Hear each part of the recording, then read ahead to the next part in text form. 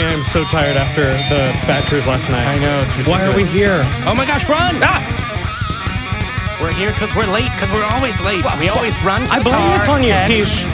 We always run to the car at the last minute. I know, drive right? super fast. Just get there. You know what? We got to get that engine looked at soon. Yeah, I know. It is loud. It's way too loud. It's upsetting. It's impressive. That's all right. Hold on. Made it. I think I know a shortcut. Where are we? Shortcut? Yeah, I mean... Hey. Oh no. I like that movie. A large fish. And a crab that's different enough that we can't be sued. I blame you, Jamie. You blame me? Yeah. Well, I don't. How do you think we're going to get out of here? This is gross. This is gross. No, I think that's a terrible... Yeah. No, I've got an idea. No, I don't want to. Ah! Oh, you're so... Fuck you. Hey, all right. Hey. No, I'll do it. I don't like my it. finger.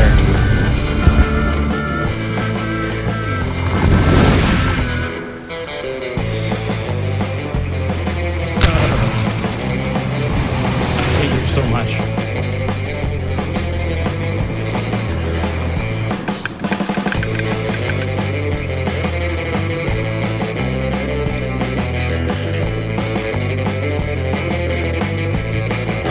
Creature alive that can stand my stink. So, before we get started... Thank you, Phil, for that Phil, we love you. We're thinking about you. We absolutely love what you do. And we're so glad that we got to get that started. Yeah. And we are here. Welcome to Talk Heathen. Hey, live studio audience. Live studio audience. This is one of, if not the largest live studio audience I think we've had. I think that it is the largest studio audience I think we've had, but it is not the loudest. Yet. Can we try that again? Okay. Hello, live studio audience! There they are. There it is. I'm so happy right now. I know. Right. You're hyping the crowd from this side. Oh my gosh. Easy. Okay. All right. So today's September 23rd, 2018. It is season 2, episode 38. I'm Eric Murphy. Woo. And I'm Jamie Boone. Yeah. They yelled for me more. That's okay. That's okay. I yell at you all the time. That's true. Hey, even louder than they do. No. Oh my gosh, we've had so much going on. I'm trying, I'm caffeinated, but I need it because we were up late last night. Oy. It is Bat Cruise weekend. Last night was the Bat Cruise, and it was an absolute blast. We have a ton of amazing people who walked, drove, flew, hitchhiked, however they could. We have a packed studio, and I'm so glad they're all here. Thank you so much. It was wonderful getting to meet all of you guys. I can't wait to hang out with you after the show. Okay, yes. Kayaked up to the Bat Cruise. Okay, yeah, Aaron Ra wound up kayaking alongside the boat, and at one point... It was so magical. He swam with the boat alongside. It was great. I felt like he could understand me. Yes, understand me? No, he came up behind the boat and yelled, "Prepare to be boarded!" and then the boat people were like, "Get the fuck away from the boat!" Like, get away from the boat. We have an engine and liability. It was insurance. a ton of fun, actually. Yeah. I think Aaron's still here. Matt's here. Mandisa's here. Yeah. We have our regulars on the other side of the booth that we absolutely love. And I mean, we have a lot of really cool callers. Yeah. But there are just a couple things that I want to say. And the first is that this time last year, Jamie and I were wearing crew shirts for the Atheist Experience. And I remember we talked about it ahead of time because we figured that no one was actually going to believe us that we were crew members for the Atheist Experience. Yeah. And so we proudly wore it. And now, yesterday, I would walk up to people and I'd be like, "Hi, my name's Eric." And they'd be like, I know. Yeah. I know. Yeah. I'd be like, that is the coolest fucking, oh my gosh. We don't deserve this. It's because of you. It's because of all of you. Yes. This has been the best thing It's been the best almost year of our lives. Yeah, and here's to many more of it. Yeah. So, in any case, what I will say, one thing on the end of that opening, I think we can bring it back. Hashtag nuke the whales. Just for those of you that know what that is, that's hilarious. But, I put jokes in here that are just for me sometimes. I know you do. Of course you are. So let's see. Make sure that you stay tuned because after the Atheist Experience tonight at roughly 6 p.m. Central, we're going to have the launch, the premiere. A premiere of a new show? That's grand right. premiere? Secular Sexuality. Secular Sexuality? And more information to add? They may have asked us to hop in and they'll be pulling people from in here. Yeah. So we're really, really excited. We can't wait to see you there. So here's what you do. After the Atheist Experience, do not shut off the channel. It's going to be on the same channel. Yeah. They're going to end the show. Don't touch that and dial. Then it's going to move on, and we're going to start Secular Sexuality. And here at the studio, we're going to rush a bunch of people out and rush a bunch of people in, and it's going to be absolutely wild. And we're going to see how it goes. That's good. A lot of people stumble over the name Secular Sexuality, and I thought you might have stumbled over it and said secular or something. But you said Secular Sexuality. I got you, bro. Yeah. You're not saying it now, though. Maybe you only have one. Secular Sexuality. Secular Sexuality? I got you. Secular Sexuality. All right. So I do have a note, and it says, the Atheist Community of Austin will be out with Austin Atheists helping the homeless on October 7th. On October 7th. If you're in the area, we're going to be meeting. We're going to be bringing coffee, clothes, and toiletries, and also registering people to vote. Deadline for voter registration is October 9th. And if you are in the United States, this is not just a local thing. Get out there. We need to vote. Federal elections, yep. We need to be heard, and it's important. There are a lot of secular issues and a lot of pushes to impinge on the separation of church and state. And while we can't go into partisan stuff, I do solidly... it's a very important election. I solidly encourage you to get out to vote. Yeah. Hey, if I wanted more information or to RSVP for that, where would I go? Oh, wow. It's almost as if I was just about... Okay, yes. You can go to austinahh.org, and that's Austin Atheists Helping the Homeless. So austinahh.org. The day before, Saturday, October 6th, we'll be at the ACA Library right here. Woo! To pack and sort hundreds of items. We need to actually get it all ready. So if you're in the area or you're still vacationing out here, you've got time, we could totally use your hands. We've said it once. We'll say it again and again until people remember that human problems are solved with human hands. And that's us. That's what we've got to do. Bring your favorite beverage. We're going to jam out to music, and we're going to work on building the community together. Anything else before we get started on calls? Nope. No? No, I'm good. All right. You say you were expecting me to say something and give you some time to choose which call. Well, actually, I wanted to start with Robert in Long Island. Robert, you're live with Eric and Jamie. How's it going? Of course you did. How you doing, Mr. Let's see, it's Mr. Boone and Mr. Murphy then? That's correct. Yes. Thank you for calling back, Robert. Yeah. Very good. Yeah, you were here from last weekend, aren't you? Yep. Sorry, what were you saying, Robert? I thought this would be an anticipated talk with you gentlemen. Yes. Oh, I've been anticipating your call, Robert. Okay. You have? I have. Me too. Keep your pants on. It's okay. I'm not wearing pants. TMI. All right. So what did you want to talk about today, Robert? I believe we talked last week about you signing a document that stated you believed in God in this country. I mean, me? No. Both of you. Okay, why would I do that? Every one of your, let's see, what are you called? They're saying you're calling you cells. That would be every cell that you have, that you're affiliated with? Well, I'm more than affiliated with my cells. We know each other quite well. Do you mean like biological, like the cells of my body? Okay. No, your offices. My what? In this country, your offices. Well, I mean, at this point, I hope you have the power of prophecy because I hope that we're able to help start I don't know what the community fuck's going organizations all over the United States. But at the present moment, we only have one location. It's at 1507 West Koenig Lane, and it's open 7 days a week. Well, I think it's pretty awesome. That's fine with me for the moment.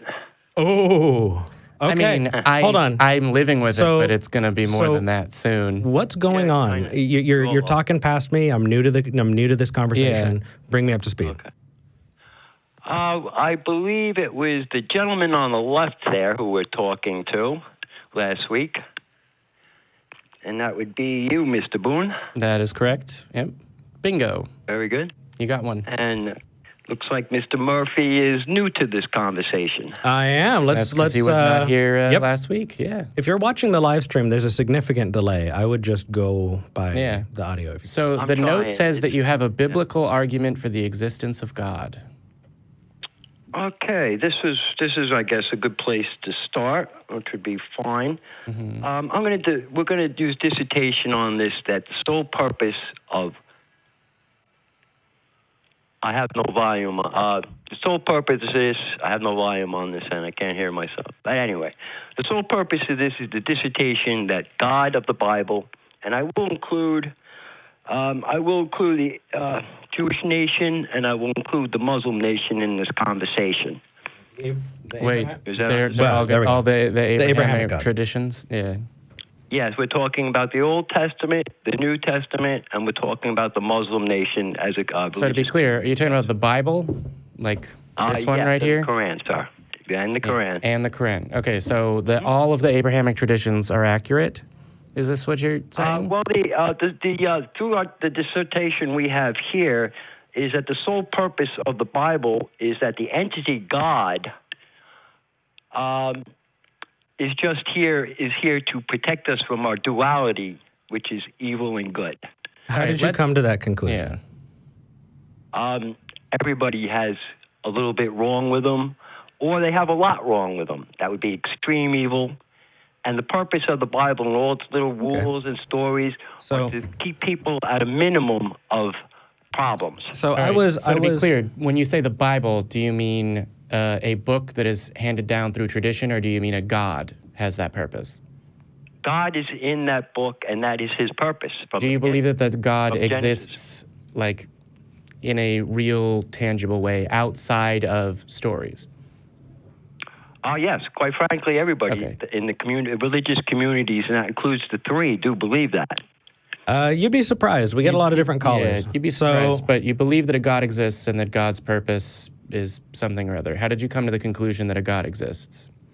Well, hold on. Actually, before we get there, I want to... Well, I believe the debate started last week about the present-day condition of the world. Okay, so hold on. I'd like to jump in now that I'm in this discussion. So you talked about evil. What is evil? Evil, let's see what definition was given here. Pretty much the harmful ways against innocent people, or if we want to talk about extreme evil, killing innocent people. Okay, so I mean, I was raised in the Christian faith, and that's just about, can be classified as a thing that's evil. There are a lot of things that were considered evil at my church. But, I mean, evil is a word that we use to describe, societal actions that can be disruptive to society or that we just are morally against. But don't we define those things? I'll give you an example. Go ahead. Sure. So someone breaks into your house with the intent of murdering you. That's evil. Okay. And then you kill them, protecting yourself. That's self-defense. Okay. So where I'm going with this is we have two murder, we have one person who's trying to murder you and you successfully murder them. What's the difference there? Self-defense and intent to rob and murder. Yeah. So, I mean, we're talking about killing, right? Either way, somebody died, right? You can't discern the difference, sir? Oh, I can. What I'm trying to get at is whether or not there is a physical, tangible thing called evil. Maybe we can measure it. Maybe we can weigh it. Maybe we can find out its qualities. Because otherwise, we're just describing things that we don't like, right? Well, I'm sorry. Listen, if you can't, the reality is if you can't understand the difference between evil and good, and which you displayed was a significant evil act portrayed upon an innocent person in their home, doesn't that make atheism a little have a philosophical flaw by nature? No, and it's also not what he just said, and that seems like a statement that you could have made before his last statement, but one that wouldn't logically follow if you'd actually listened to what he'd said. So the reason why I'm saying this, Robert, is because I'm trying to break this down to where we can identify where we're seeing differences in what we qualify as good and evil, right? And what I really want to do is I really want to talk about the definition of good and the definition of evil, because at its core, they're not evidences of some larger thing.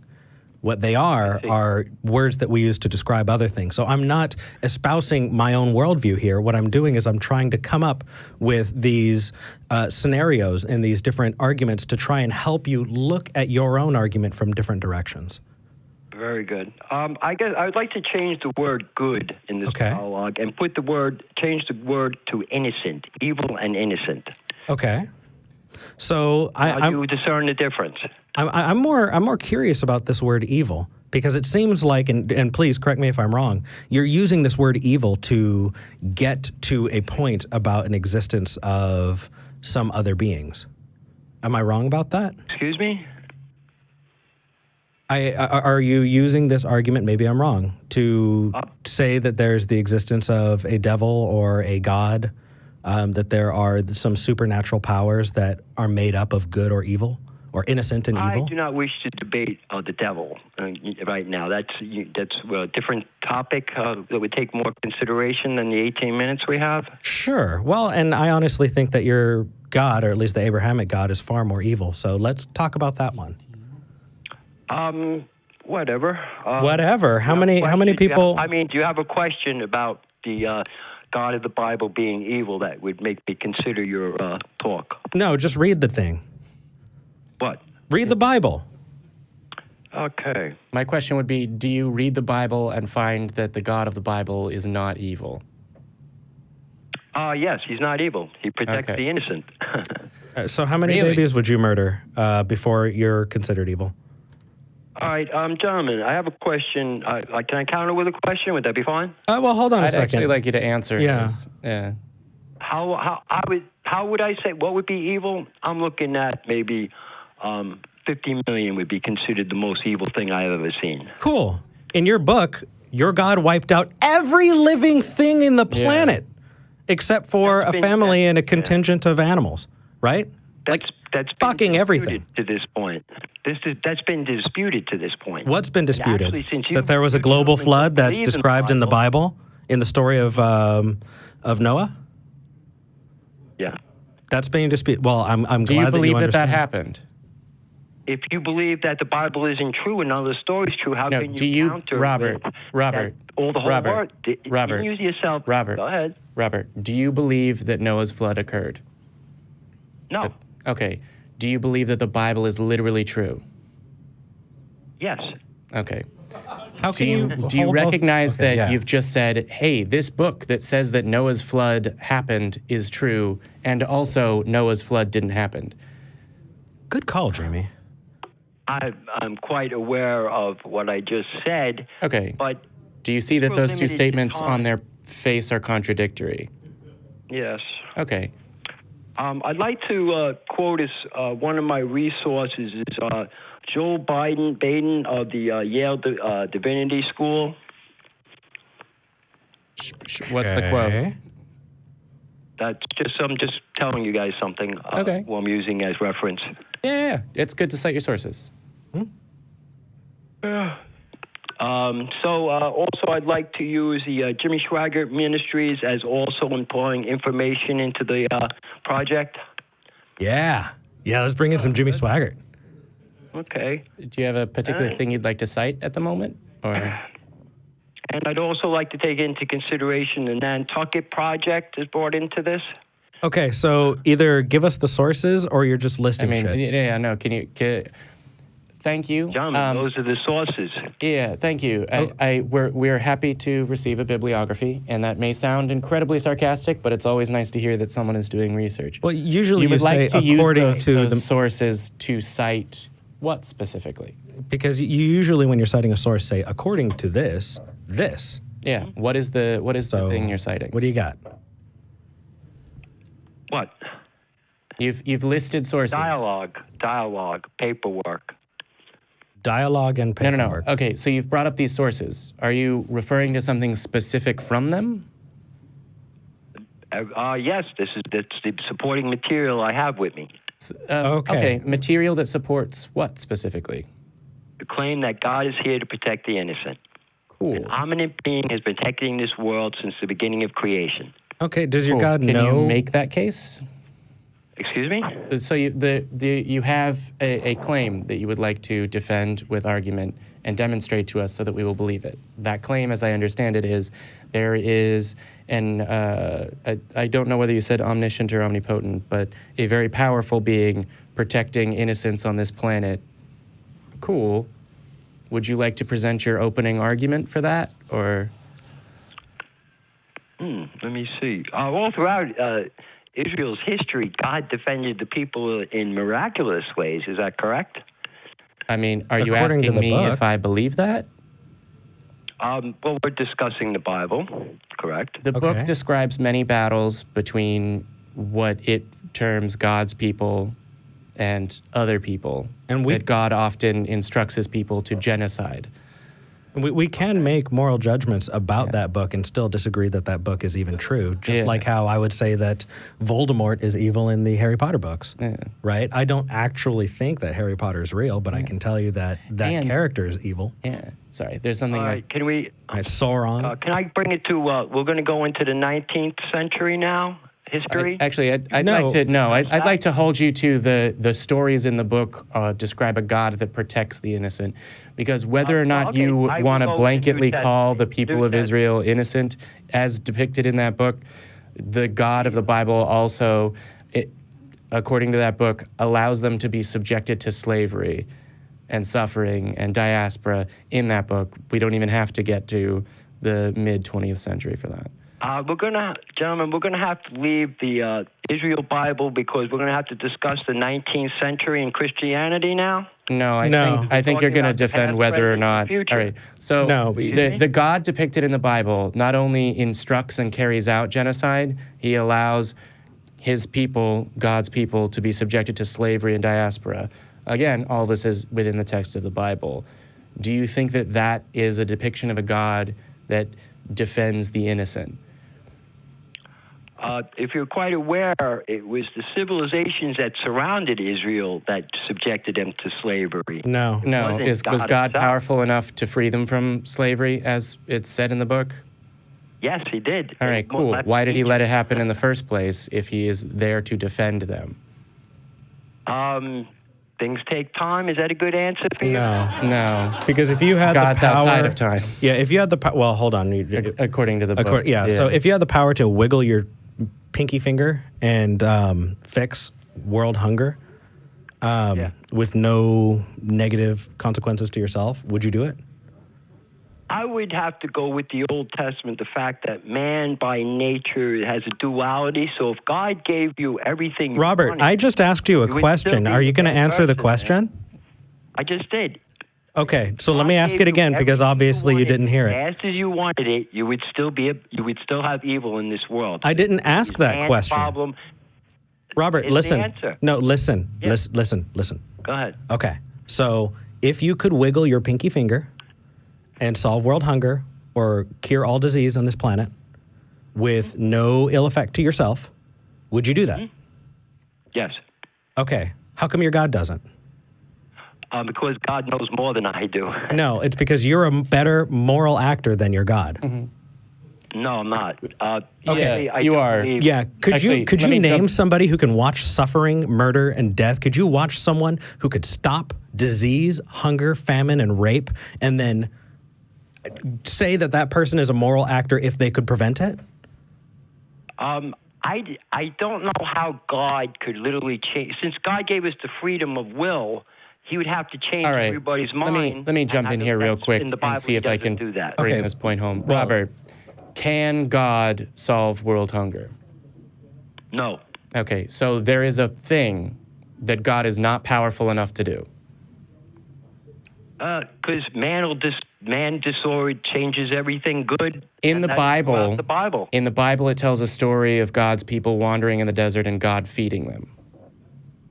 That's correct. Do you believe that this Bible accurately describes the characteristics of God? Yes. Okay, do you believe that God changes? Specifically, do you believe that God gets less powerful over time? Oh, no, quite frankly, he transferred the power. So presumably he would Christianity. still have that power. That is correct. So do you believe that God, as depicted in the Bible, the one that you believe in, could end world hunger? Yes, he could. Okay. Do you believe that it would be good to end world hunger? Yes, I do. All right. Do you believe that your God is good?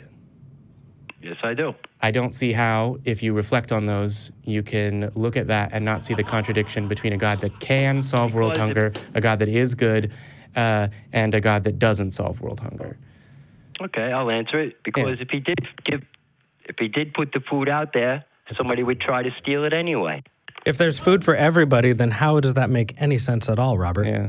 And we're not talking about a food that people are trying to steal. We're not all going to share a food. It would be enough food to God feed the not world. Multiply an amount of 2 loaves to feed whatever amount of people that God wanted to feed? What if you, because of jealousy, the innate actions of man, which is jealousy, what if you saw what your neighbor had and said you wanted his food? Do you believe that humans are strong enough collectively to thwart God? I think evil people could attempt. Would they succeed? Hurt innocent people. Does that make sense? It's a that makes sense parallel as a point, dodge. but it makes sense as a But right. Yeah. Do you think that humans are stronger collectively than God? No, I do not. Okay, so if God wanted everyone to be fed, could God make that happen? Yes. Okay. Would it be good for everyone to be fed? Yes. Go on. Is God good? Yes. Why isn't everyone fed? Because somebody would become jealous and try to take what's next to them. Okay, Which is that is a worse? good enough reason? Yeah, which is worse, a person being jealous or a person starving to death? Well, people kill over food. People kill over money. Yeah, People because kill there's over not food when there's enough. not enough. What? People kill when there's not enough food. If you put 2 people in a room and you give them food for 1 person, that gives them a motivation to fight. If you put 2 people in a room and you give them enough food for 10 people, they have no reason to fight over it because there's enough. They can both become obese or whatever. I would disagree with that statement. Enlighten me. What is there to disagree with? Yeah. If everybody in the room had food, why would they fight over the other person's food? Exactly. Exactly. They wouldn't. Because that's man. No. You're ascribing a nature to humanity that doesn't exist. Yeah. Objection. Facts not in evidence. Yeah. I mean, really, dude. And you've said a couple things that I just do not want to let you get away with. I'm sorry, but I really need to catch you here. You said something about free will, right?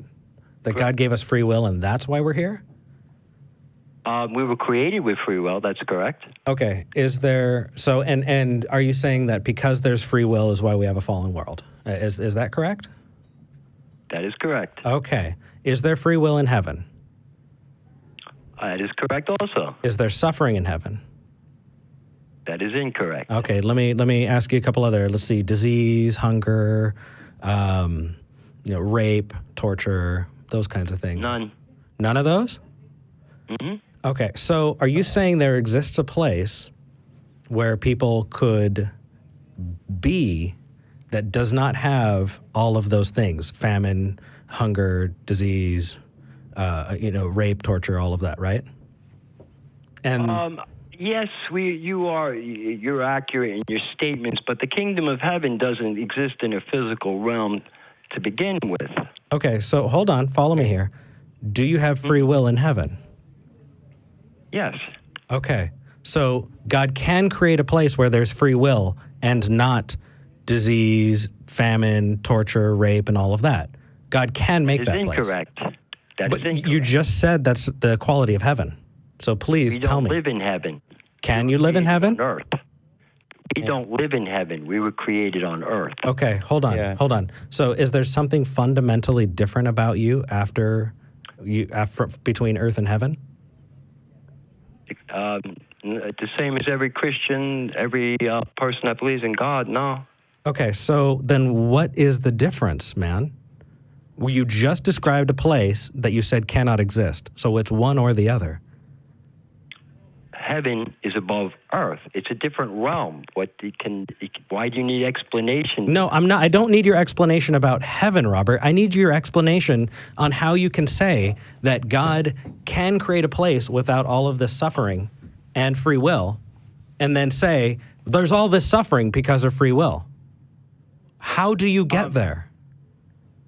First of all, in the creation story, Eden fell, which means we were literally in heaven, but for some reason that needs to be talked about, something occurred, a dynamic that changed man's place on earth. Okay, why would God create people who could do that? Free will. Free will, just like in heaven, where people can do whatever they want and not suffer and be in torment, right? That place? Earth. Heaven on earth, it was, yeah. Okay, so how come it can exist in heaven and not on earth? You just said free will's the difference, and you just told me free will exists in heaven. How? Once again, earth is the ground, heaven is a different plane of existence. Okay, so body as we know it, earth is based upon food. Let me try just one question. Please. All right, Robert, I'm thinking of a place where humans live and they have free will. Based on that information alone, can you tell me whether or not there is suffering there? There is suffering on earth, that is correct. No. There is a place I'm thinking of that I haven't told you the name of yet. There are humans there, they have free will. Do you know whether or not the place I'm thinking of has human suffering? Earth. No. The place I'm thinking of. Is there suffering in any place where humans exist and have free will? I cannot read your mind, gentlemen. Okay, here. Let me see if I can find. We're talking about Planet Jamie here. Yeah. So there is a location, right? There is a plane of being. It is a realm. You do not know what that realm is yet, but I will give you some information about that realm and see if you can, from that information, bring a conclusion. So, for example, if I said, "Oh, it's the realm where humans were created," you would be able to say, "Yes, that's Earth." Or if I said, "Oh, it's the realm where good Christians live after they're dead," or whatever the correct phrasing is for what you believe, you would be able to say that that's heaven. The information that I'm giving you about the realm that I'm thinking of is humans live there, and humans have free will. Can you tell me whether or not that realm is heaven or earth? Are you discussing the atheistic view of the world? No, I'm asking you whether or not you can tell me the difference, right? In heaven, humans live and have free will, correct? They're not, technically it's heaven. They're not humans. We're talking about two different fields of existence, once again. Okay, so so when a human being dies on Earth, does that human being stop existing? No. Okay, that human being continues to exist somewhere or somehow or in some realm, correct? That is correct. Okay, yes. So that human being then continues their existence in heaven, or for eternity. For eternity. Does something change? Yeah, does something change? Where? About the human that is dead. The spirit? No. Okay, and that is what is the deliverer, what our makeup is. So there is a spirit, and it is alive, and it has free will, and there's a bunch of spirits around it that are alive, and they have free will. Are they subject to suffering because of that? Is that enough? No, they're not. Okay. Nope. So what is it that causes the suffering if it's not free will? Earth. Okay, so what you're saying is, oh no, it's not that humans have free will that causes suffering, it's that we live on Earth that causes the suffering. No, it's our duality of nature. In the creation story, we make each other suffer. Cool. So in heaven, if humans were to have free will, would they not be able to make each other suffer there as well? No, they would not. Okay, so what you're saying is there's this good and loving God that created human beings in this way and then sent them to a place where they can suffer for a little while, for, a few decades, and then later they'll get to go to a place where they won't suffer. Is that a correct description? Yeah, I would say the best way to explain that is since we are newborn here, yes, we are new like little infants, and after we pass away, we go to heaven. Yes, we are new here. Okay. And this, in your mind, are the actions of a good and loving God is the God that sends humans to Earth or creates humans on Earth so they can suffer for a while before they can go to heaven, as opposed to Once again, I will refer to Genesis and the creation story. I have the Bible in front of me. We're talking to you, Robert. Yeah. What do you get out of it? You're ignoring the facts that I'm giving you. You're talking about the Bible. You're not talking about facts. Well, that's in your opinion. It is like my opinion. Though. Can I move it a little bit? No, Robert, no. You're like a beautiful butterfly. You've spread your wings, and I'm pinning you now. So here's the pin, is you said two things that cannot exist at the same time. That's called cognitive dissonance. And it's weird and it's awkward. And that's okay. Because when you find yourself in a place where you can't justify those two things, that gives you the opportunity to learn. It gives you the opportunity to find out what is true and what isn't true. The fact is, you just described a place that your God made, right? That place is where people can exist without suffering and have free will. And then aware that Adolf Hitler had cognitive dissonance? Just like you right now, yes. A lot of people have experienced cognitive dissonance, Robert.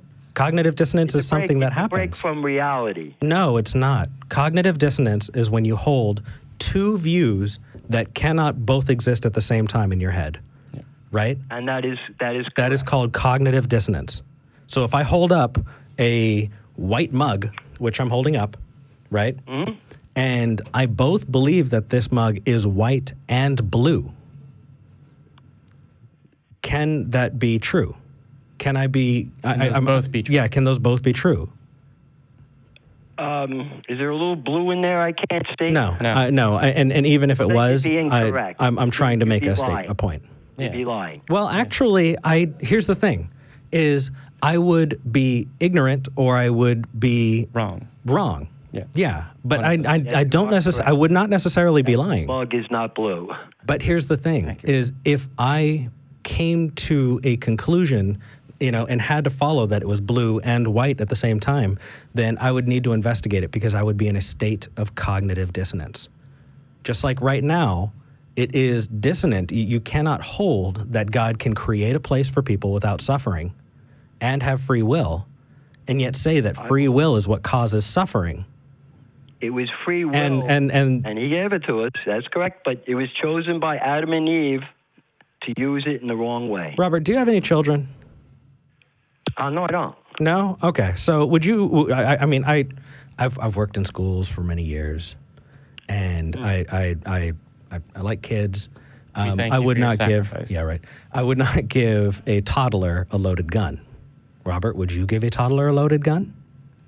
I do believe the regime of Adolf Hitler, which was an atheist regime. Hold on. Whoa. Right. Hold on, Robert. Why don't you just answer for yourself instead of trying to name call? Yeah. I called you a beautiful butterfly, Robert. I am answering for myself, gentlemen. Okay, then don't answer for Hitler. Answer for yourself. Unfortunately for you, who wish to be atheists and use the public airways as for atheism. Public airwaves, Robert, you found our YouTube channel, waited until the time that we got air live, and then called us. Right next to the gospel channel, my friend. Right next, dude. You were right next to the gospel channel. Nice. You were right there. Well, then, let's find out who's got a hold on reality. Mm-hmm. Okay, so... Do you understand that you're holding two views that cannot be held at the same time? No. Okay, then tell me why they can exist at the same time and you're not experiencing cognitive dissonance. And if you dodge, we're done. If you dodge, I'm handing you to Jamie, and if Jamie's done with you, we're going to hang up. Answer the question. How? Say it again. Okay. You described that there is a heaven, And in that heaven, there exists free will and no suffering.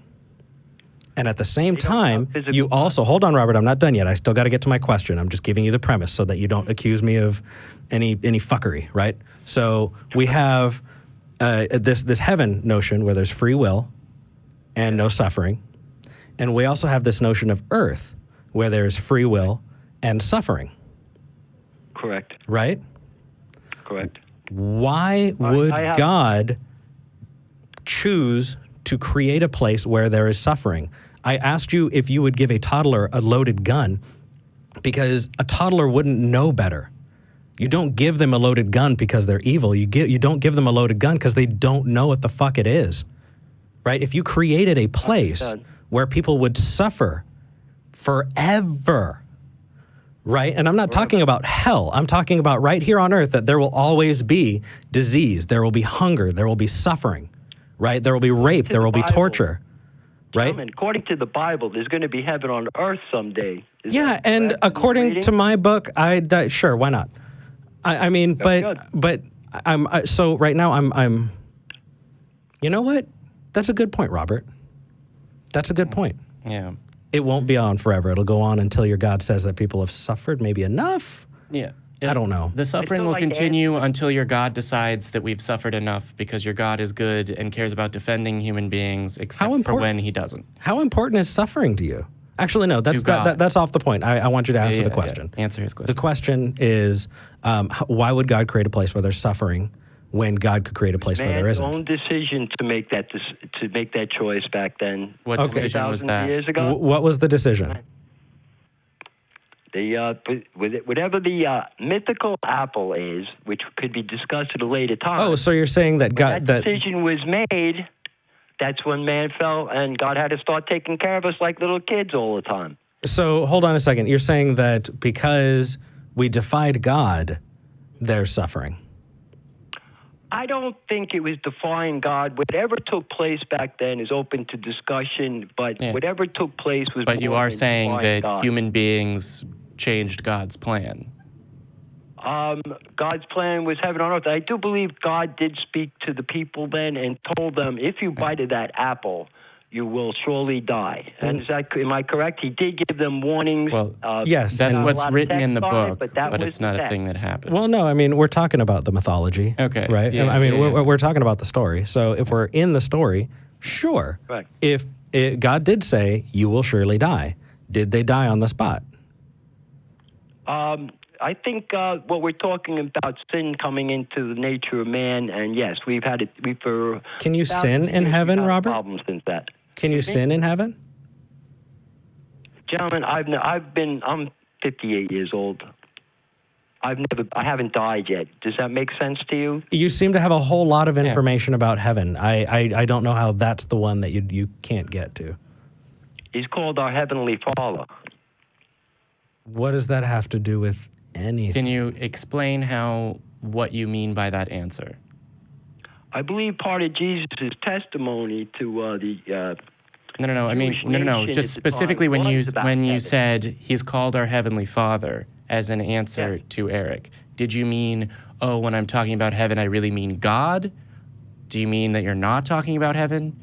Eric made the point, you seem to have a lot of information about the existence of heaven. Mm-hmm. Is that accurate? Yes, I'm a theist.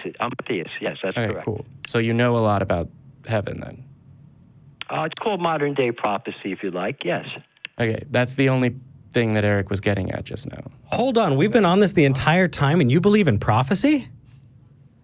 Prophecy ended, I believe, in the, I forget which the last prophet was. Robert. Yeah. Wait, I think I love you. Oh, God. This is amazing. Here we go. I love this. You need to. I want to talk about I want to talk about prophecy all day. We are talking about prophecy. No, we're talking about that you really can't fit the idea that you have this cognitive dissonance. That we are prophesizing the future, you and I, sir. You are prophesizing an atheist future, and I am prophesizing a future with heaven on earth. Really? I've done no such thing. Yeah, hold on a second. Robert. When you say the word prophesying, do you mean predicting the future? That is correct. Okay. Yeah, I am not predicting the future. What have I said that predicts the future, Robert? I saw one of the backdrops for one of your show, a man who was talking that had a motto over his left shoulder. It said, Mr. President. Is that correct? What? One of your constituents on one of the programs you're affiliated on a backdrop. No, Robert, you said that we are prophesying the future. Yeah. Jamie and I. Do you mean right now? I'm insinuating you guys, you want a political front. You're running a political front for what you're doing. We are not running a political front. It's a community organization. Said vote for president right over his left-hand shoulder, gentlemen. What? Wait, you're not talking about us. You're talking about another program, right? Gentlemen, you're affiliated with all the same programs. Oh, my gosh. Okay, so... honestly, yeah, at this point, I have no idea what you're talking about. Yeah, Robert, I talked to you and we listened to you about what your definitions are, because that's how you prevent creating a straw man. Yeah. A straw man is when, instead of arguing with a person or talking to a person, you create a fake idea of a person to attack, because it's a whole lot easier. You can make them very, very silly, and you can say a whole bunch of silly things on behalf of them.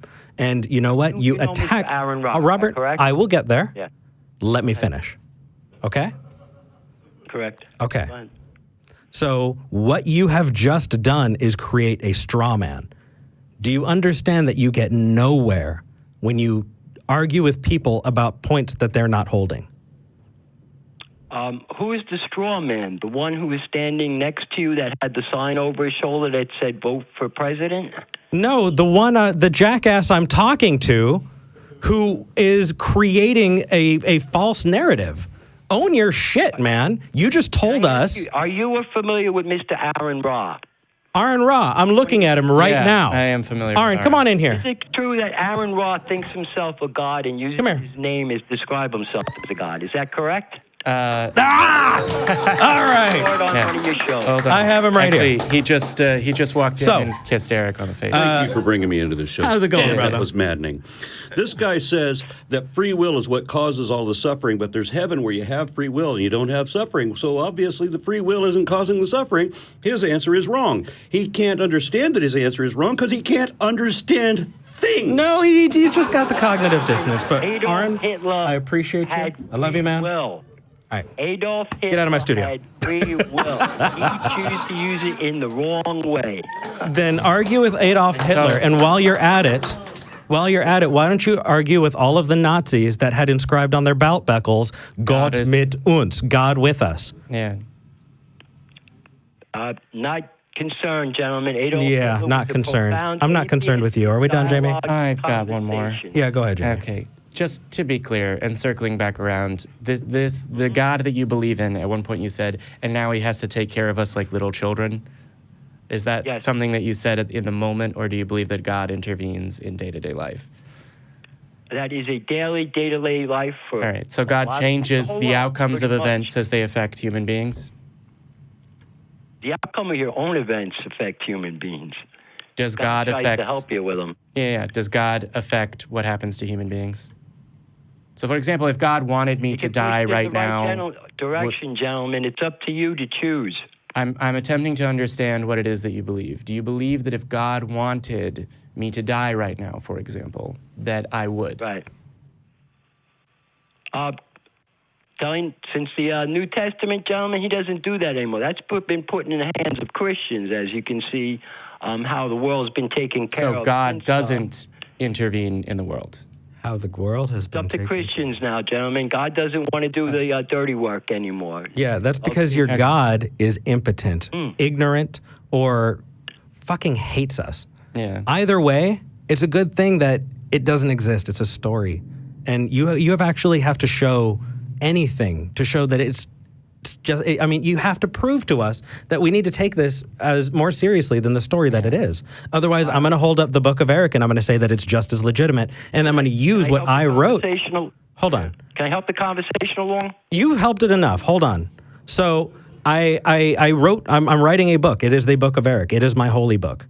How would you feel if I called and just used that book and said, well, according to my book, you're wrong? Does that hold any explanatory power? Yeah. Will that persuade you? No, it doesn't, gentlemen. Exactly. You're pretty small potatoes in the scheme of life. Yeah, well... Yeah, good? In the scheme of life, this book isn't even a potato. Can I ask you what countries you have your offices in, by the way? We're in Austin, Texas, and if you would like to visit the Atheist Community of Austin, you can come to 1507 West Koenig Lane, Austin, Texas. Our show is at 1 p.m. Central, and Every Sunday. Yeah. Do you have any international offices, gentlemen? No, we have international listeners. Hi, international listeners. Hi. You have no international offices, are you sure? Yes. Yeah. The Atheist Community of Austin in any has country a other than building this one. in Austin. Excuse me? The Atheist Community of Austin has a building in Austin. Hold on. Wait. Robert, do you think that we're part of some grand conspiracy that's worldwide? Can I ask you another question? How many people are involved in your organization? I love all the questions. Hold on a second. Do you believe that we're involved in a grand conspiracy that covers the world? Gentlemen, I think a lot of people in the world, and that includes government. Okay, let's try this. Yes or no? Yes. Do you think that we're part of a grand... Yeah, saying yes. Yes. Okay. Quite frankly, yes. What kind of conspiracy? This call just got longer. All right. Okay. Okay. It's called the atheist. It's called the Hold on. atheist. Wait, conspiracy. I just have a quick... No, Okay, you talk all right, about all right. I just want to say... What? George Soros, if you're listening, I haven't gotten my check. I need that check. All right. I really... The one on the other side of your earphone? I think you're... Oh, I wish. George Soros, if you're listening, please, give me a call. Okay. My name's Eric Murphy. I'm at the Atheist Community of Austin. Go ahead, Jimmy. Yeah. He accepts Are you a check private cash. funder by any chance? No, actually, if you have his number, we'd love to ask him for some. But Please. do you believe? I believe you said something that? about the atheist conspiracy. Yes. Is that Quite correct? frankly, yes. Can you go into more detail, please? It's a we're going to have to go back in history once again because atheists. Okay, we're an hour into a show with 5 other people on the line. And we are now in the nuclear age, and you are in a country of freedom, and you're abusing that freedom. Is that correct? No, Robert. We're in the nuclear age. Robert, you're in the Stone Age. I'm done. You good, Jamie? Yeah, Robert, will you call back again next week? I see no point at this. Quite frankly, according to, I had to look this up because I couldn't remember anymore. It's the Pledge of Allegiance. I pledge allegiance to the flag of the United States of America and to the republic for which it stands, one nation, indivisible, with liberty and justice for all. In the 1950s? Under God. No, do your history work. Was it 40s or 50s that we added under God? Yeah, in the 1950s. So why don't you actually learn open a book, just a book. Can I hang up on him, please? Robert? Please? Gentlemen, it's a quote. Do you know Yes other or no? countries use our Pledge of Allegiance as a sign of our sovereignty here? Thank you for calling, Robert. Go without God. But I wanted to do that. Yeah, but I did it. It didn't have the same amount of pop, but at that point, I was okay. tempted of maybe I can push Eric to talk to him a little bit more about the atheist conspiracy. I want to know who my friends are. I know, I do too. I just feel bad because we have so many awesome callers that are waiting on the line. we have a lot of awesome callers on and the we line. also have over 1,000 people watching right now and only 118 likes. Oh, come on. And so let's see if we can like and subscribe. Let's smash that like button. Let's make this not only the biggest audience that we've had on Talk Heathen, let's make this the most liked, the most shared. Let's get this out there. Let's prove that the atheist conspiracy exists with numbers. AKA, a lot of my self-esteem is tied to it. Please.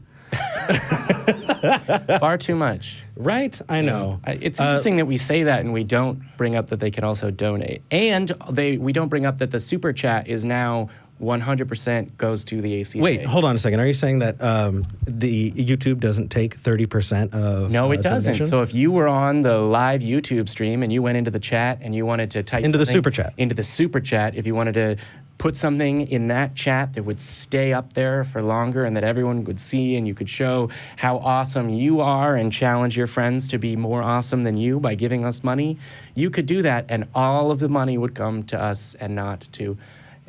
And someone just did, and it said, I've always wanted to be a part of a conspiracy, and today you are. The Let's Atheist Community is a conspire to have 501c3 community. nonprofit. And we do use that money to do good work in the community. Yeah, we do. We are trying to represent more people and more issues. And we, just like we're going to be launching a new show. Yeah. After the Atheist Experience. Today? Called Secular Sexuality. Secular Sexuality. You always leave me with no new information to add as a last I'm line. sorry. Hey, Jamie, Oh, how wow. can people How see much does it Secular cost? How can people free. watch Secular Sexuality tonight? They can stay on the same live stream that they will see the Atheist Experience on. Dig it. Let's move to the next person. Yeah. I love you too. John in Arizona. You knew exactly who I was going to. Yeah, it was. Hi, how are you? Good. How are you guys? Oh, I want to ask you, what did you think of the call? Oh my gosh. We need a whole episode just to talk about that episode. We're What not a good done. idea. Yeah. we're not done. But John, what would you like to talk about? See, here's the thing, John, is I'm asking you what you think, what you're bringing up, because I care about what you have to say. I care about meeting you where you're at, because that's where we can have a discussion. Instead of bringing up Hitler, instead of bringing up the grand conspiracy, I'm just going to talk to you, and we're going to work. Well, hopefully we can work something out together. What would you like to talk about? You guys may not remember. I called and talked to you guys about 6 weeks ago, and I tried to call back several times, but I was calling too late apparently because I could never get on the phone. Oh, okay. Honestly, I can hardly remember most of last night. Not every night is like last night. Last night was the back cruise. Yeah, that was great. But what would you like to talk about, brother? I apologize. I don't remember you. Oh, don't sweat it, man. What do you got? So, it's a topic I'm sure you've heard thousands of times.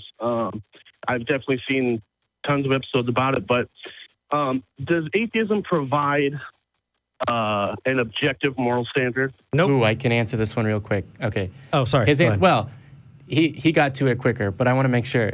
When you say objective moral standard, you mean something that can be factually verified, right? So, for example, I don't have a ruler. A ruler is 12 inches, and that's objective, and it doesn't matter what the opinion is, the conclusion follows, right? Something like that. That's like, oh, this is immoral, and here is an objective moral ruler. The measuring thing, not the person. I guess that's probably a good way to put it. I guess maybe a better question is there actually the thing called morality or immorality or good or evil, or are these just things that we have labeled and described? What an interesting question. They are things we've labeled and described. It's sort of like, is there actually such a thing as social class? Yes, because it's a concept that humans deal with. Yeah, I mean... But only in that context. Well, here's the thing.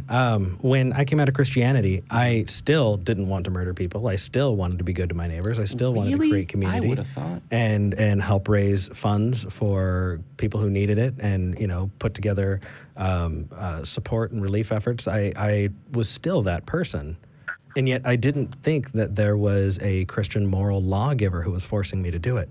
What kind of weird state would that was a weird place to be, right? Mm-hmm. And it turns out I was asking the wrong question. And I'll try and give you the best answer that I've been able to come up with. Well, not come up with. I can't take credit for that. I was able to find, right? Because we have this, we're seeing that we're treating each other a specific way, right? Why do we do that? Why do humans value life over non-life? Why do we value other humans over animals, for the most part? Why do we have these different mores? And here's what I've been able to find out. And mind you, this is me. Atheism is just a stance on whether a God exists or not. There's nothing else after that, right? But from what I've been able to see and learn, we are amazingly adapted to being social creatures. And so even in our brains, we have mirror neurons that fire off. You can actually stick someone in an MRI and see it happening, where if they see a picture or a video of another human suffering, right, parts of their brain will connect. If you see someone who has their hand smashed, then you will actually, in a way, feel that pain in that related part of your brain. You literally can, in a way, feel for each other. And yes, depending on how much that person looks like you, how much you connect with them, that pain response can be weaker or stronger. But that goes a long way to being a foundation to why we treat each other the way we do. There are a lot of things that we consider moral or immoral that, I think are have nothing to do with kindness or the way we treat each other, but they've kind of latched on. But I think the big things that every society has found its way to, right, of being kind, of creating community, of, when your brain, when you experience community, when you experience these human connections, your brain floods with all of these feel-good chemicals. And, I mean, there's a reason why we touch. There's a reason why we speak and need each other. And that is very, very biological, very chemical. And I think that we have created our moral systems around that. Mm-hmm. And would you say that those characteristics are essentially good? You know what? By definition. I mean, yeah, because we're defining.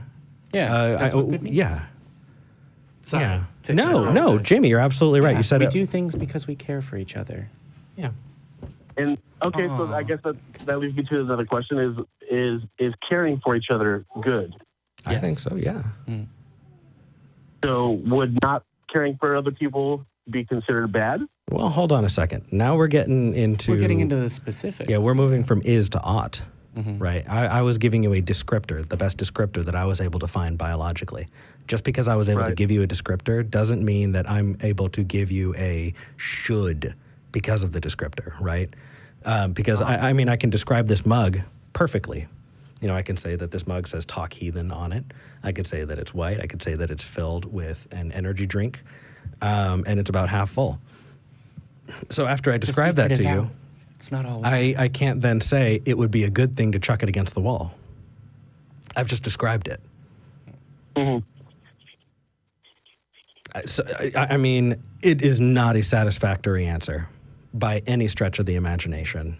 And I hope as I learn and grow, I can do better at answering that. Jamie, do you have a better answer? Does that get close to the kind of thing you were asking about? I guess I don't see the answer in the explanation that Eric gave. Because I think you're right, moving from the is to the ought. And I guess the ought is what I'm actually curious about. Like, we ought to not kill each other. But why is that?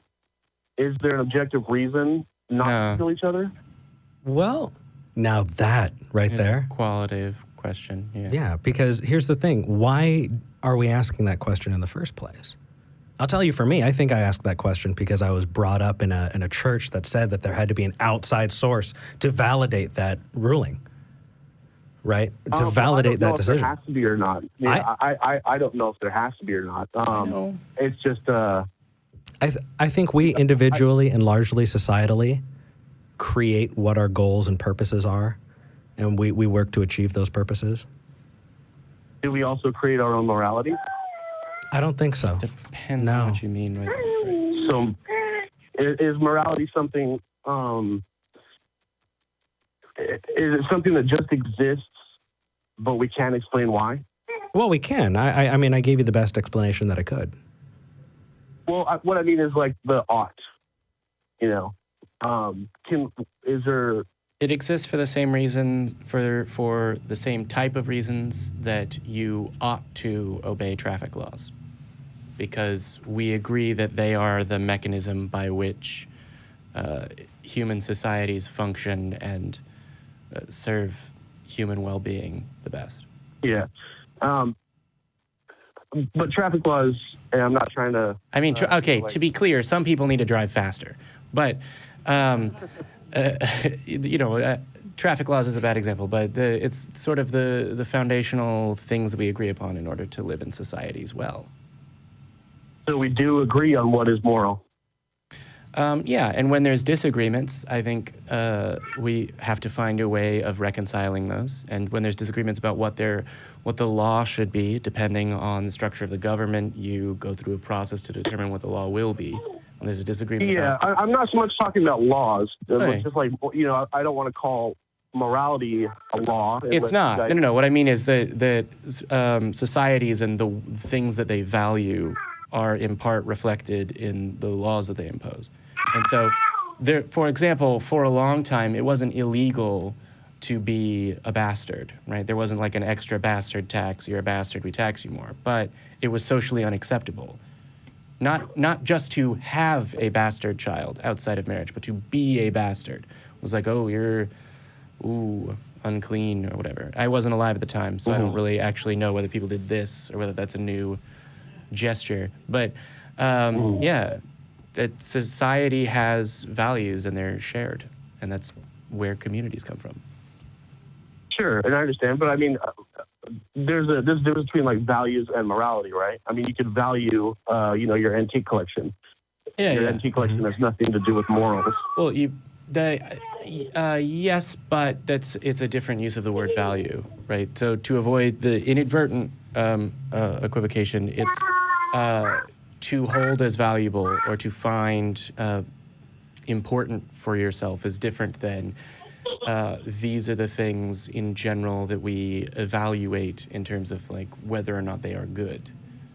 Right? So whether or not a thing is personally meaningful to me varies from whether or not, I've received a bouquet of flowers, right? That's not a moral question. It's just excellent and they smell nice. Whereas, all right, so this person didn't commit murder, I value that because that is a moral choice to make.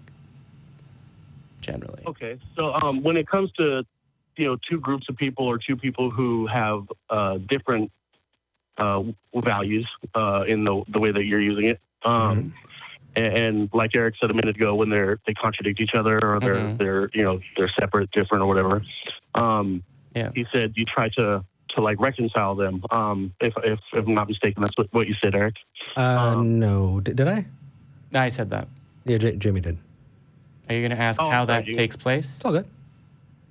No, not how that takes place, but what makes one right and the other wrong. Really quickly. There isn't an objective measure to determine which one is right or wrong. Our live chat caught on to me. Does that mean that there is no objective, like premeditated murder would not be objectively wrong. It would just be subjectively wrong. The action, it depends on the framework. So really, the question that gets more to the root of the problem that you're trying to address is, are there objective moral values? Because if I set up a list of values, for example, it is better to be alive than dead generally, it's better to prevent suffering and create pleasure generally, right? You can use those values to evaluate the outcomes of an action, right? Whether or not there is an objective set of values, the answer is no. So it's one step removed from the way that you asked the question, but I think the thing that you're getting at, which is there a correct answer for whether or not this is right? Human beings have always determined what the right thing to do is. John? I can disagree with things in the past when people had different values, but that's because they don't match. Yeah. John, we are lucky enough to have Claire Woolner, who is host of Godless Bitches, who just walked in and would like to add something. Awesome. Hi, John. Do you know who I am? Hi, Claire. Hi. I have not heard of you, which surprises me because you should also watch and listen to Godless Bitches. It's excellent. For many years. Okay. I've been on the Atheist Experience a couple of times, and the thing that I want engraved on my gravestone is someone called me the blue-haired, highly educated lecture lady. That's right.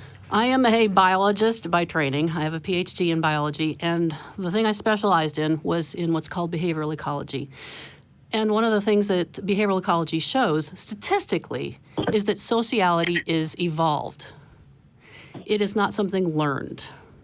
There are cultural aspects that are learned, like if you look at orcas, they have within pods certain things that are passed on from generation to generation, and human beings have the same thing, religion, traditions, whatever.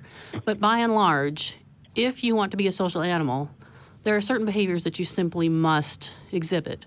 If you don't exhibit those, then you are going to be ostracized. And what we do in our society is put you in jail or put you on an ice float or whatever. So the best place to look if you want to find out more about this, why sociality and morality, we call it morality, it's just social behavior, is if you look on Wikipedia under the evolution of eusociality. Bees, wasps, and ants, the Hymenoptera, show the perfect example of how the first of them were all asocial. If you look at bees, the vast majority, there are 25, 35,000 species of bees. Only 11 of them are social. The rest are asocial. They live everywhere from absolutely by themselves to like honeybees, where they can communicate and do all sorts of amazing things. And there's everything in between. And if you look at the genes, they map to the behavior. So it evolved socially. It evolved by natural selection. There's your short answer. Claire, thank you so much. Can we get a hand for Claire? Animals and insects have any concept of morality, though, or right and wrong, good and evil, right? Only if they're capable of having concepts of things.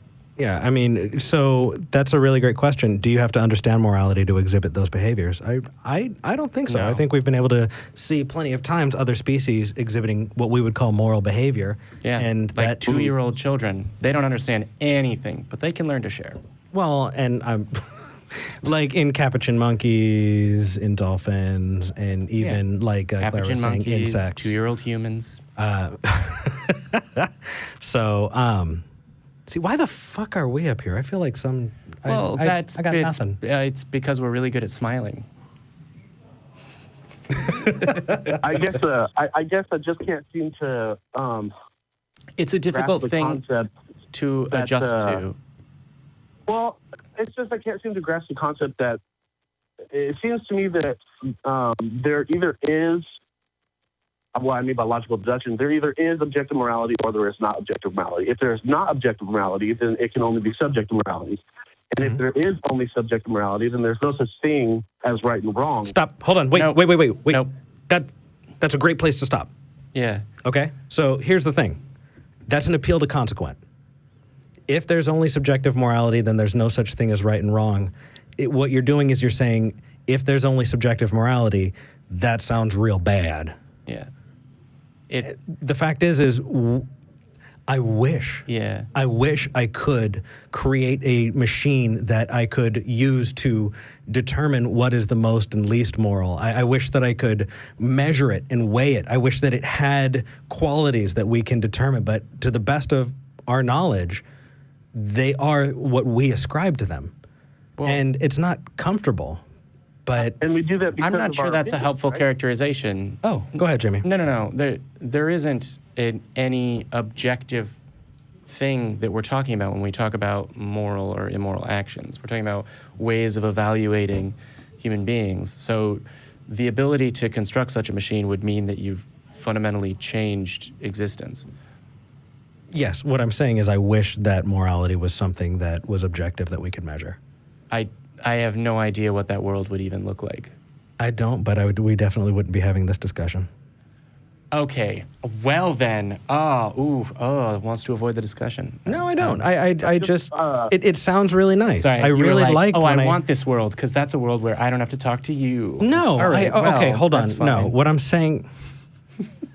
Not here, Jamie. Not in front of the studio audience. We were having John. a wonderful weekend. Okay. You could have just played along. You know what? I hear a lot of I and a lot of we. That's fine. We can talk about this later. I feel like you should have just played along. That's what should that. Yeah. John, do you see what I have to deal with? Yep. And he comes back every week. You guys are so much fun. I was sit there just talking to you guys all day. Yeah. So I mean, there's a place you can do that. I missed it. This guy gets on Discord all the time. Yeah, I missed it. When I came out of church, I really, really, really I didn't have a lot of personal, I didn't know a lot of things. And when I came out of it, I needed to rebuild my life and rebuild the world around me. And it would be nice if there was a objective standard of morality that I could just adhere to. But at the same time, Jamie's right. I don't even know what that would look like. I like the world that we live in, and I like the way that we can do our best to create a better world. And no, he's just walking past. You're fine. Sorry, he freaked out because it looked like Matt was going to come in. Is it fair to say that morality is just what we feel is right and wrong, but it doesn't necessarily make it so? I think we make it right and wrong, man. Yeah, no, the quality of something being right or wrong results in a similar way to the quality of something being legal or illegal. So there is nothing about how I walk or where I walk that makes it illegal. It is a human concept of a law that is applied in one way or another that makes it illegal. And with law, it's actually a lot simpler because you put words on a page and you have an incredibly well-defined process that, like for example, I've written words on this paper. These words, as they exist here, are kind of much more objective than your average moral judgment or discussion, right? But even with law, when there's this says there's a specific law and you have to find a way of interpreting it, we have an entire career path of being a judge and part of the justice system determined to do that. And morality is even more complicated. But it results in a same kind of way, right? So there's nothing about walking that is legal or illegal or moral or immoral. But if I walk across the street where there's not a crosswalk, it's technically illegal, even though you can always get away with it in Austin because everyone does it. And if I walk away from helping someone, do not take legal advice. Do not take legal advice of Austin. From me. Our president is not doing a good job with that. That's fine. La tuya. So that's a terrible inside joke to try and bring on the air. Yep. But if I walk away from a burning building instead of helping when I easily could, you could call that action immoral. Do you see what I mean? Like, it's the larger context of the situation that determines whether or not the human evaluation of morality falls moral, amoral, immoral. And it's the larger evaluation of the context that determines whether the human evaluation of legal or illegal applies. So maybe it would be easier for me to understand if we don't talk as in general, but maybe just by like specific independent scenarios or questions, whatever. Okay. I just wanted to real quick because I don't know if I heard you right, Jamie, a minute ago. Did you say that there are no objective morals? Values. Objective moral values. Okay. Yeah. So is that separate from just objective morals? So if you're evaluating a specific situation, for example, we'll take the trolley problem. There's a train on a track headed towards one person, and you have the power to switch which track it's on so that so that it's hitting 5 people. Wow, that would have been a really easy trolley problem. It's headed towards 5 people, and you have the ability to pull a lever and switch it to a different track where it just hits one person. So you can use various. There isn't this is objectively the correct answer. 1 + 1 is 2. Answer to that, because morality isn't a quality of the universe. It's a valuation from the human perspective of the universe, right? So you can say, using this value set, using a utilitarian value set, the answer would be you pull the lever because it causes less harm. But whether you evaluate morality using a utilitarian view or a Kantian view or whatever, is the kind of thing that has gone back and forth and been argued one way or another since humans could think and argue. Well, and so you also have the care model. I just had this thought, because even that trolley example, to me, I mean, of course, that was a very simple hypothetical, and there wasn't a lot of details behind it. But it would make me question, like, if it was. This still seems to me like it would be subjective, whether or not you would, like, what your decision would be, whether you would pull the lever or not. Because let's say, and I'm kind of being like facetious here. Sure. Let's say you have one person on each side of the track, and you have the option to pull the lever. And let's say the train is already heading in the direction of William Lane Craig. But if you pull the lever, it'll go to Matt Dillahunty, and you have the decision to make. Is it now? Actually, it's your opinion, how you're going to react to that is your opinion. That actually is the way that the exercise with the trolley problem. Matt just peeked in the door and gave us a look. That is actually where you go with the trolley problem. Is you then take different versions of it and you say, oh, okay. There's one person on this track, there's 5 people on this track, and there's one person on that track, but the person on that track is a very skilled heart surgeon, the best heart surgeon in the world, and the 5 people on this track are less capable of, offering something unique to society. And convicted felons. But those always annoy me because people equate, crime with immorality. But yeah, you get to evaluations of that, and then there's versions of that like, oh, okay, well now you know the person on the track.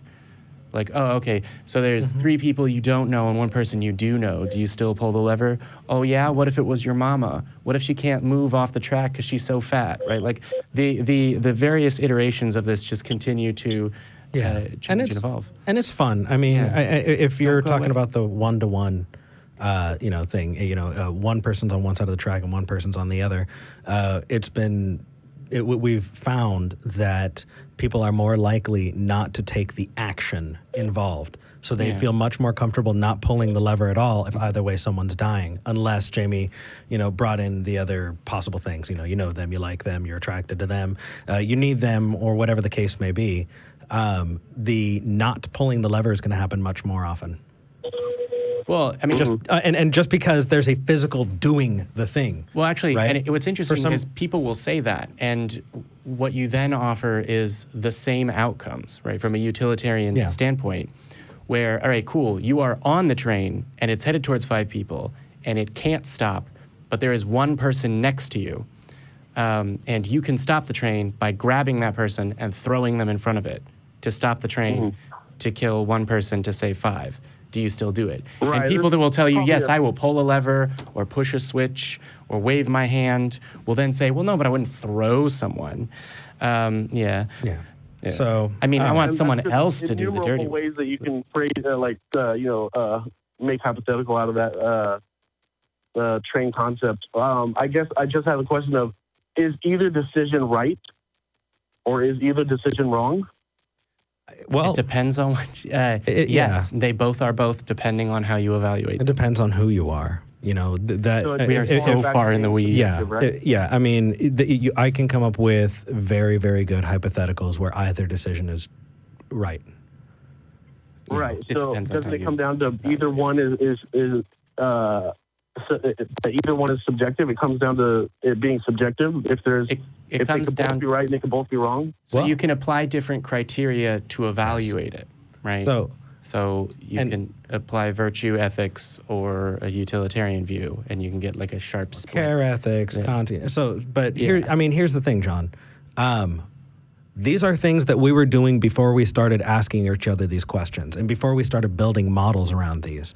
The thing is we don't actually have a perfectly clear understanding yet that's going to meet to everyone's satisfaction what morality is.